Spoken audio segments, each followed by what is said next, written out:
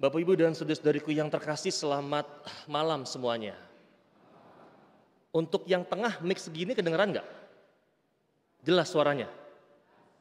Jelas yang tengah, yang pinggir gak usah ngomong gitu ya, yang tengah. Karena yang banyak protes yang tengah-tengah. Jelas nggak? Jelas. Kalau segini jelas nggak? Jelas. Jadi yang salah siapa ya? Kami diprotes beberapa kali, katanya umat yang di tengah tidak mendengarkan suaranya. Nah, artinya mungkin kami yang salah atau memang kuping umatnya yang salah. Saya nggak tahu ya. Gitu ya. Hari ini saya mau membuat 4 poin besar. Anda bisa membuat rangkaian urutan dengan temanya sebetulnya apa sih yang harus kami perbuat. Poin yang pertama saya mau memberikan analogi. Analoginya begini. Di sebuah paroki yang di antah berantah itu, datanglah seorang ibu bertanya kepada pastor parokinya, "Romo, apakah yang harus saya lakukan supaya saudariku yang pindah agama itu bisa balik menjadi seorang Katolik lagi?" Pertanyaan klasik ya. Jadi pertanyaannya sederhana, "Romo, apakah yang harus saya lakukan supaya saudariku yang pindah agama bisa kembali menjadi seorang Katolik lagi?" Tidak ada luar biasa yang harus kau lakukan, jawab sang Romo ini. Kecuali bahwa engkau harus berdoa dan berusaha untuk menjadi seorang Katolik yang baik. Artinya, Romo menyuruh saya membiarkan saudariku untuk mengikuti agama yang lain itu. Tanya ibu itu sekali lagi kepada Romonya. Namun Romonya cepat-cepat menjawab tidak persis demikian. Yang saya maksudkan adalah bahwa barangkali lebih baik kalau dia memeluk dengan setia di agamanya yang baru itu daripada menjadi seorang Katolik yang tidak setia. Engkau tidak bisa memenangkannya dengan memberi argumen-argumen dari segi agama, melainkan hanya dengan teladan hidupmu.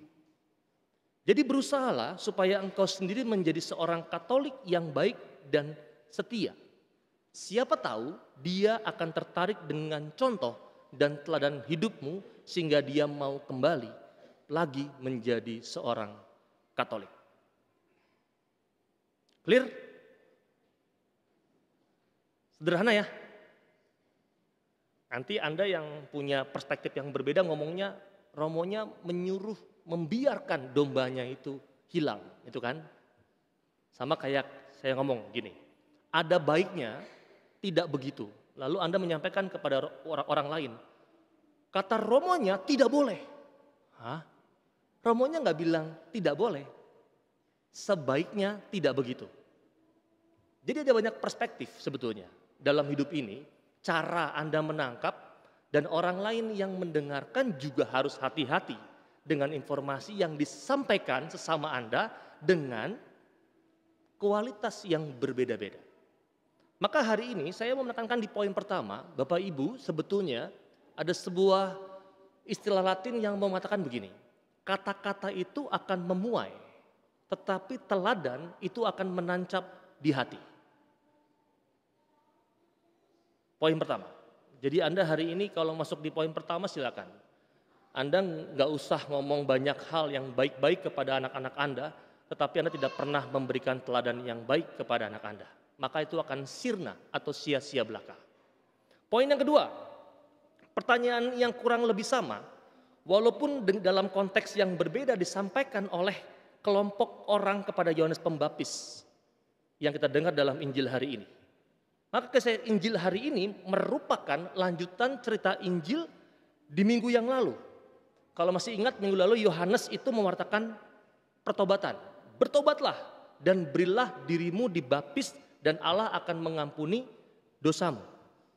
Sebagai hasil dari pewartaan itu, ialah setiap orang bertanya kepada Yohanes Pembaptis tentang apa sih yang harus mereka lakukan supaya dosa mereka itu memperoleh pengampunan.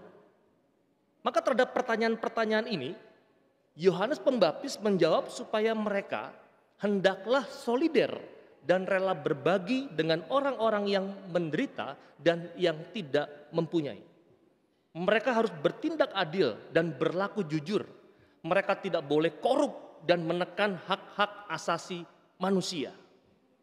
Makanya menurut Yohanes, Allah itu mewartakan keselamatan kepada semua orang, tidak kelompok tertentu. Namun barang siapa tidak rela membantu sesamanya atau bertindak tidak adil terhadap orang lain atau bahkan memeras saudara-saudarinya, tidak bakal memperoleh keselamatan yang dijanjikan Allah itu. Poin kedua, maka konteksnya Anda bisa masuk, apakah aku sudah berlaku adil belum dalam hidupku untuk sesamaku.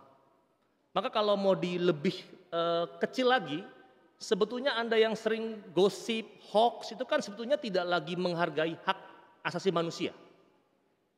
Hancur nih poin kedua Anda sebetulnya kalau begitu. Udah gak masuk dalam keselamatan. Poin ketiga, Mahatma Gandhi, pemimpin spiritual bangsa India, pernah mengatakan begini. Dalam arti tertentu, kita semua adalah pencuri. Jelas dia. Mengapa? Menurut dia, kita adalah pencuri kalau kita memiliki barang-barang yang tidak sangat kita butuhkan. Sementara banyak orang tidak memiliki barang-barang yang sangat mereka butuhkan untuk mempertahankan hidup seperti makan, minum, pakaian, dan tempat tinggal. Maka pernyataan tegas Mahatma Gandhi itu disebabkan oleh kenyataan bahwa di India ada ratusan juta manusia yang hanya makan sekali sehari. Sementara tidak sedikit pula orang yang hidup dalam kemewahan di sana. Karena itu Mahatma Gandhi menghimbau masyarakat India untuk rela berbagi dengan orang-orang yang tidak punya. Pemandangan serupa sebetulnya juga terjadi dalam konteks bangsa kita, di tempat kita, di mana kita itu berpijak. Distribusi kekayaan tidak merata. Kekayaan tertumpuk pada wilayah, bahkan kelompok tertentu.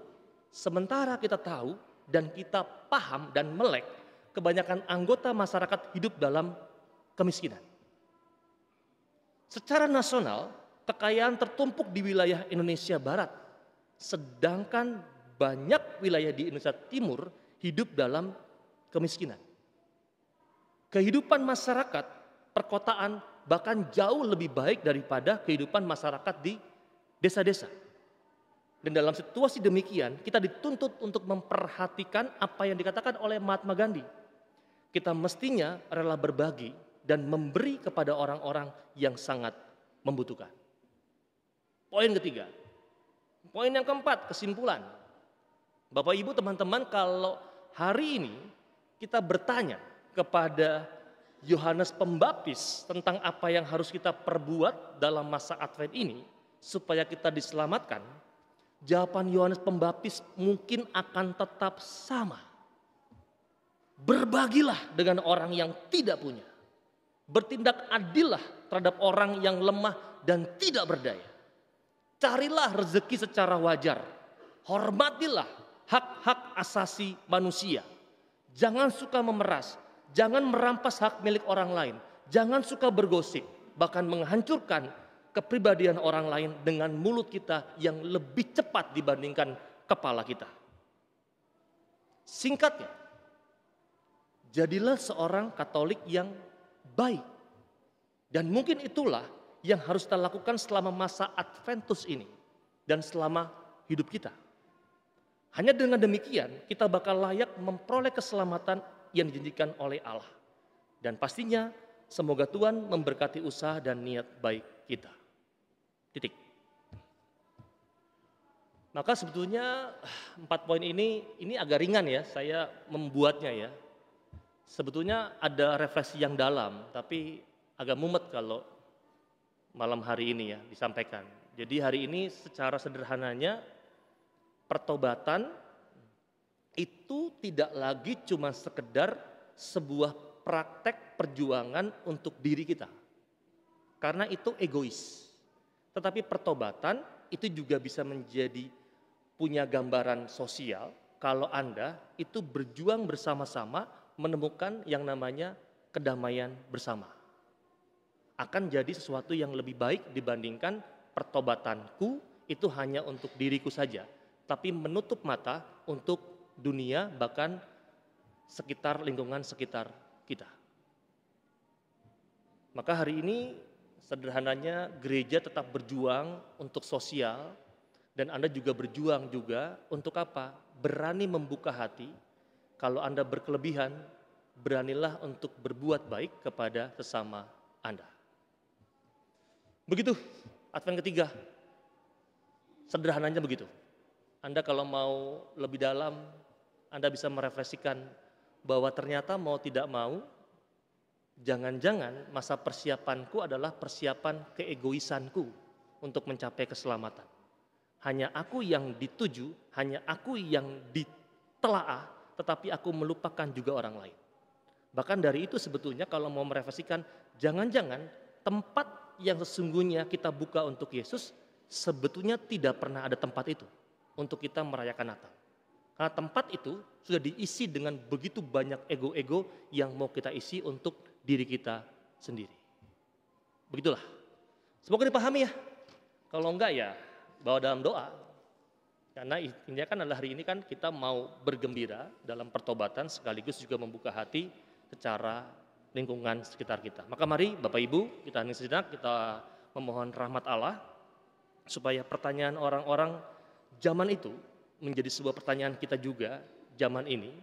Tuhan, apa yang sebetulnya harus kami perbuat untuk memperoleh keselamatan? Dan hari ini kita terbantu oleh refleksi dari Yohanes Pembaptis untuk melihat pertobatan bukan hanya kerangka sebagai perjuangan untuk diri sendiri, tetapi juga untuk orang lain, bahkan untuk dunia di sekitar kita.